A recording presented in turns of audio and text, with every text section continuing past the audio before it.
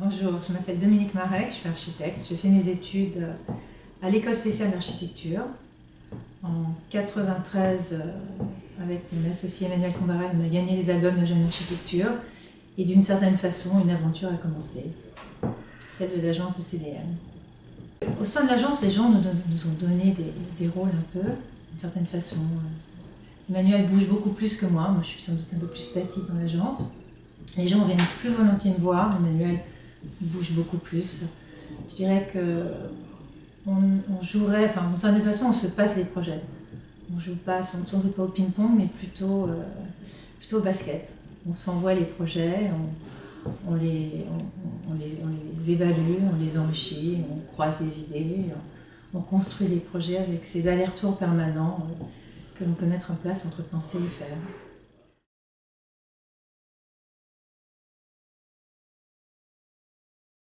La trame, c'est la liberté.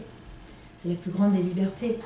Je crois que c'est Lina Bobardi qui disait que la préfabrication, c'était libérer tous les possibles. Je crois qu'elle a résumé ça de façon absolument sublime. Alors, je crois que si on voulait résumer l'architecture en un mot, si vous me demandiez qu'est-ce que c'est que l'architecture, pour moi en un mot, je dirais que c'est bien construire. Je crois que c'est la seule finalité à laquelle on peut raisonnablement se donner. Quand je dis bien construire, par exemple, si il y a une comparaison que j'aime bien donner. Quand on demandait à Jeff Beck, un guitar héros des années 60, quelle était sa définition d'un bon guitariste, il disait que c'était être dans le tempo et bien jouer. L'architecture, c'est répondre à des usages et bien construire. Toujours. Je suis une obsédée de la matérialité. D'abord, je considère que l'architecture, faire de l'architecture, c'est avoir des obsessions. On ne fait pas d'architecture si on n'a pas d'obsession. Et je suis une obsédée de la matérialité.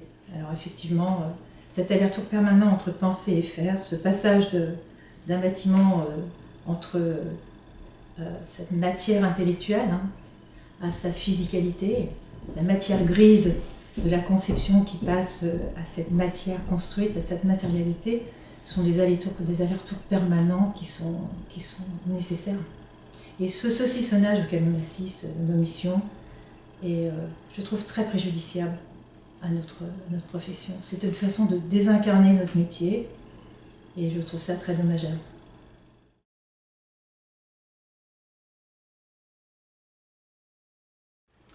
Oui, complètement. En fait, je ne me suis jamais posé la question. Je dirais que dès que le processus est engagé, alors peut-être qu'il y a des peut-être que c'est une question à se poser, mais dans ma pratique, je considère en fait que quand on est une femme éduquée, on a la chance de pouvoir accéder à certaines commandes, à certains contextes où on peut échanger, construire la ville, puisque c'est quand même ce qui nous regroupe tous. C'est plutôt un atout d'être une femme. Et je ne me suis jamais posé la question de savoir si ça pouvait être un handicap.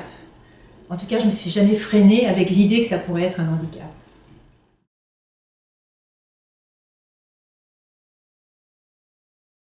Écoute, je ne sais pas, c'est toujours très difficile. Moi, j'avance, je ne me regarde pas en train de marcher, je marche. Je pense que si je me regardais en train de marcher, j'irais pas bien loin. Je ne sais pas, je suis... c'est un prix qui m'a surprise. Je ne suis pas dans la recherche de visibilité. Je considère qu'il y a beaucoup de bons architectes, puis aussi beaucoup de prix.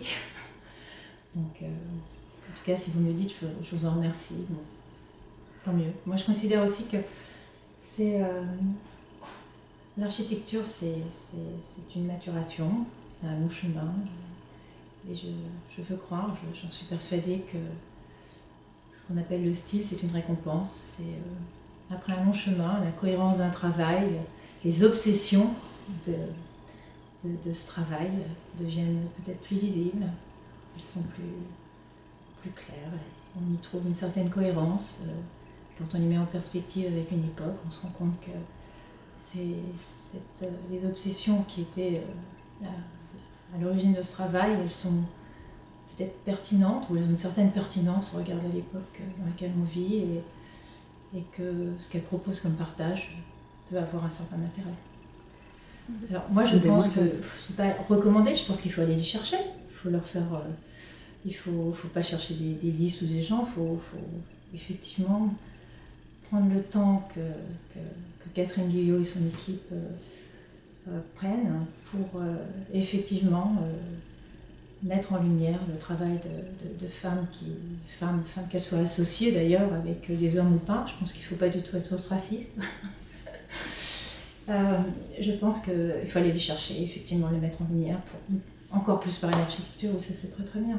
En tout cas, une chose qui se passe en ce moment quand même, dans cette façon d'essayer d'entendre plus la voix des femmes, je disais l'autre jour avec humour qu'il me semble qu'il y aura un côté très très positif à ça, c'est que les hommes, avant de commencer à revendiquer comme source d'inspiration les courbes féminines, repenseront à deux fois. Je ne citerai pas de nom, hein. On peut citer Sydney Meyer, mais il y en a quand même toute une cohorte et qui sont quand même très actuelles, qui en sont encore à revendiquer les courbes féminines comme source d'inspiration.